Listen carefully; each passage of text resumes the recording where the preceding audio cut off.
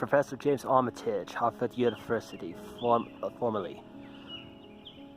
Born July 15th, 1944, died September 22nd, 2017. I'm currently inhabiting this phone as part of the initiation to my guild, of which I am not allowed to say. However, this would be a video recording considering one of my former occupations.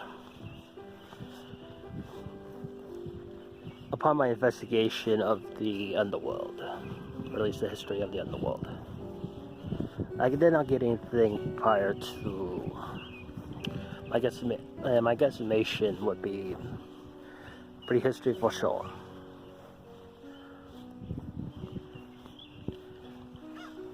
That the barrier between the living and the dead was astronomically thin, where both the living and the dead could cross over to each other's realms and interact with one another, either for advice, revenge, Lord knows what. There was not much difficulty in those days. But like all things, it must come to an end. From what I can gather, there was an event known as the Sundering. My guesstimations would be roughly around the fall of the mythical Tower of Babel. Or in more modern terminology, the Bronze Age collapse. Give or take a few centuries.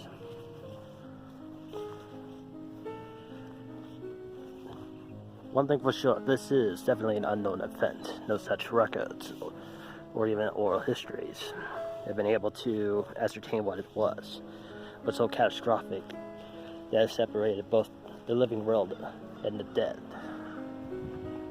erecting the barrier known as the Shroud, which makes it a lot harder for the living and the dead to interact with one another. That I know with absolute certainty.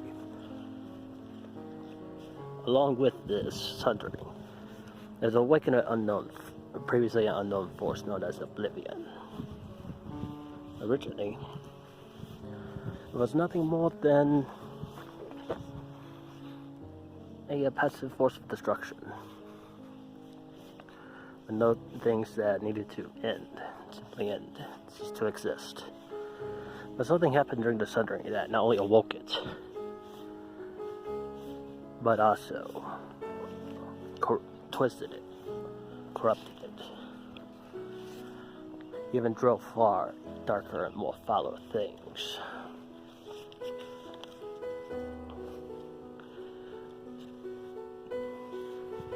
And upon the sundering and the awakening of Oblivion, the labyrinth was formed. No one knows how or why. It was one. I'm convinced that it may have been a simultaneous event. One thing that I do know, this labyrinth was not mined or carved. It was literally devoured by entities known as the Malfeans. These Malfeans ate away reality, which could be debatable. The very stone of the underworld is deathly bedrock, but had such power to delve through this material. And like most, the restless dead were leaderless, divided after the sundering, unsure of what or where they should go, what to do. Then came the Lady of Fate.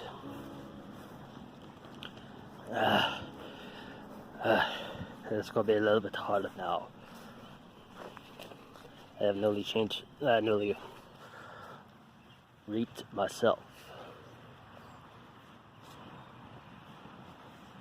The Lady of Fate revealed herself to the masses as some sort of herald, prophesizing a new leader.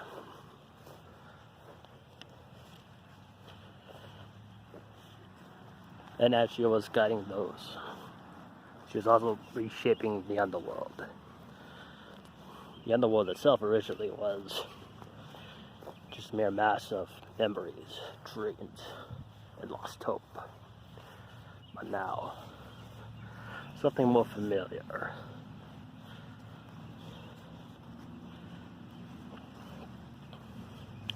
She prophesied one who would lead the dead. Come on, stay focused.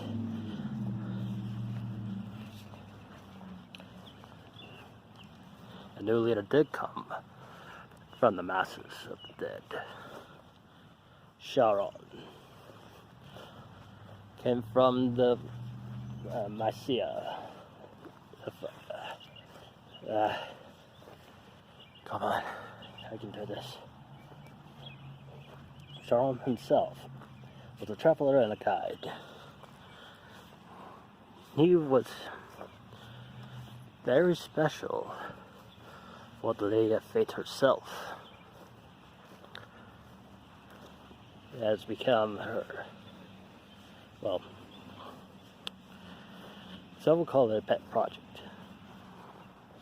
Well, sure, she personally welcomed him to the underworld and gifted him a boat made of reeds.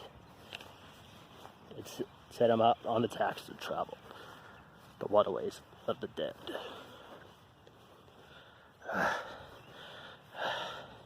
Hang in there. I can do this. Just hold on. He was able to traverse and map the byways, the passages that would be safe for fellow spirits to travel to a mysterious location known as the Fall Shoals. Of what these Fall Shoals are, most do not know, considering that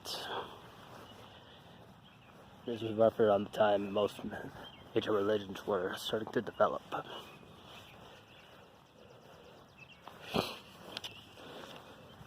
But one thing that did happen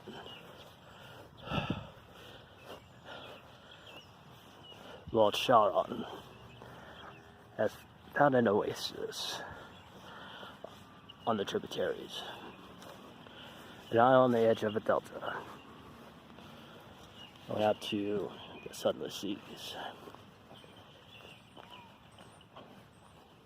and founded the Isle of Sorrow. Ah!